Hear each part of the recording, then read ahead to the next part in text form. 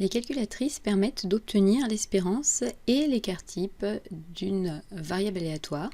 On va regarder comment s'y prendre avec les différents modèles de calculatrices que vous pouvez posséder. Il s'agit en fait, quelle que soit la calculatrice, d'utiliser le mode statistique. On commence avec la NumWorks et ceux qui ont une autre calculatrice peuvent aller voir un petit peu plus loin comment on s'y prend avec la leur. Pour la NumWorks, on va utiliser le menu statistique de la calculatrice et pour cela, on va regarder sur un exemple comment s'y prendre. On va choisir l'exemple de la leçon. Dans l'exemple de la leçon, on a les valeurs prises par la variable aléatoire qui sont 1, 2, moins 3. On lance un dé et on peut gagner 1 euro, 2 euros ou perdre 3 euros. Et les probabilités qui étaient 3 sixièmes, 1 sixième, 2 sixièmes. Essayons de retrouver avec la calculatrice que l'on a obtenu par calcul une espérance de moins 1 sixième et un écart type de 2,03. Dans le menu statistique, on va donc aller remplir les deux colonnes par les valeurs prises par la variable aléatoire et à côté les probabilités. Et on ira dans l'onglet statistique pour faire apparaître les valeurs qui nous intéressent. On choisit l'onglet statistique. Dans la première colonne, on met les valeurs prises par la variable aléatoire. Dans la colonne d'à côté, les probabilités. Et ensuite, avec les flèches, ou bien celle qui est ici, ça nous permet de changer de niveau. On va chercher l'onglet statistique qui est là. On valide en appuyant sur OK. Et on obtient différentes valeurs de ce côté-là. Celles qui nous intéressent correspondent à, pour l'espérance, la moyenne. Et pour l'écart type, l'écart type. On retrouve bien ce qu'on avait obtenu dans la leçon, une espérance qui est négative. On perd, si on joue un grand nombre de fois, en moyenne 17 centimes par partie. Et un écart type, les gains seront situés à environ 2 euros, si on joue un grand nombre de fois, de ce que l'on peut espérer. Je vous laisse vérifier que vous êtes capable d'obtenir ces valeurs. On va regarder avec une Casio comment on s'y prend. Donc toujours avec ce même tableau, cette même loi de probabilité, les gains possibles sur la première ligne, les probabilités associées sur la deuxième ligne. Essayons de trouver l'espérance et l'écart type avec cette fois-ci une calculatrice Casio.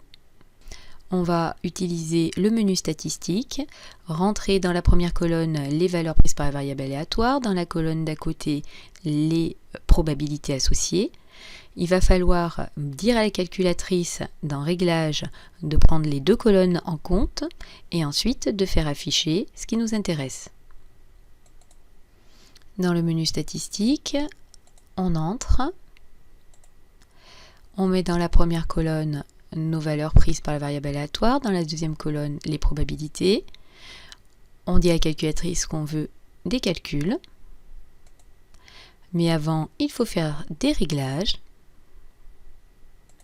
On dit à la calculatrice de prendre en compte les deux colonnes, la colonne 1 et en dessous on met bien la colonne également numéro 2. Maintenant que ces deux lignes sont complétées, les autres ne nous intéressent pas. On sort d'ici et on demande à la calculatrice de nous afficher, nous travaillons qu'avec une seule variable, les résultats.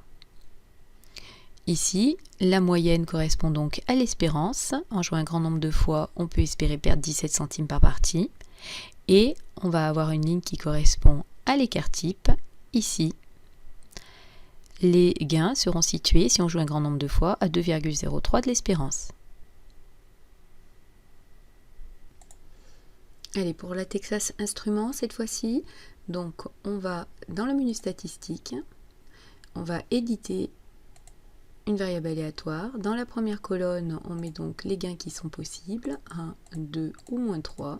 Dans la deuxième colonne, on met les probabilités associées. Ensuite, en rappuyant sur statistique, on veut cette fois-ci faire des calculs avec une variable statistique. On appuie sur Entrée.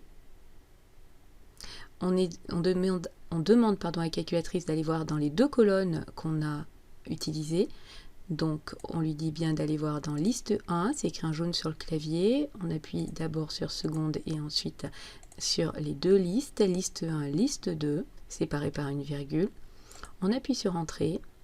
Et la calculatrice nous affiche donc ici sur la ligne de la moyenne l'espérance. En jouant un grand nombre de fois, on peut espérer perdre 17 centimes par partie. Et ici, l'écart type. Si on joue un grand nombre de fois, nos gains seront situés en moyenne à peu près 2 € de ce que l'on peut espérer. Je vous laisse vérifier que vous êtes capable d'obtenir les mêmes informations.